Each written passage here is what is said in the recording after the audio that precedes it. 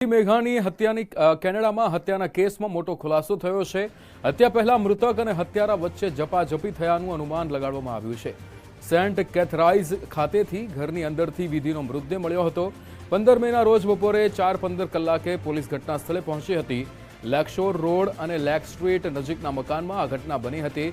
ઘટના સ્થળેથી ઇજાગ્રસ્ત પુરુષ મળી આવતા ધરપકડ કરાઈ હતી। 40 વર્ષીય જોશુઆ સેન્ટ ઓમર સામે અર્ધહત્યાનો ગુનો નોંધાયો છે। ત્યારે પોલીસે ઘટનાને શંકાસ્પદ હત્યા ગણાવી આરોપીની કડક પૂછપરછ હાથ ધરી છે। બોરસદની વિધિ મેઘાણી કે જેની કેનેડામાં હત્યા કેસમાં મોટો ખુલાસો થયો છે। યશદીપ ગઢવી આપણી સાથે ફોન લાઈન પર જોડાઈ ગયા છે। યશદીપ, અહીંયા જે હત્યા થઈ તે પહેલા મૃતક અને હત્યારા વચ્ચે ઝપાઝપી થઈ હોવાની પણ વાત સામે આવી રહી છે। હત્યા કેસમાં હવે જે મોટા ખુલાસાઓ થઈ રહ્યા છે, શું વિગતો?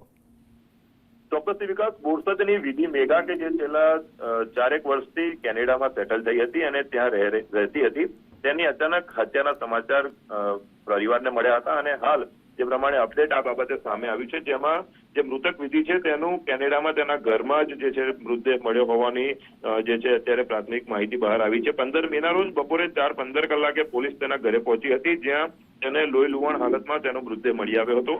સમગ્ર મામલે કેનેડા પોલીસે ગુનો નોંધીને આગળની કાર્યવાહી હાથ ધરી છે, જેમાં 40 વર્ષીય જોશુઆ સેન્ટ ઓમર નામના શખ્સને સેકન્ડ ડિગ્રી મર્ડરના ગુનામાં તેની ધરપકડ કરવામાં આવી છે અને આગળની તપાસ ચાલી રહી છે। પોલીસે ઘટના સ્થળે શંકાસ્પદ હાલતમાં જે હત્યાની તપાસ તેજ કરી છે। ત્યારે હવે જે મૃતક છે તેને વિધિ મેઘાને જે ભારત પરત લાવવા માટે સાંસદ મિતેશ પટેલ પણ સક્રિય થયા છે। બીજી તરફે પરિવારે પણ હવે આ બાબતે કડક કાર્યવાહીની માંગ કરી છે।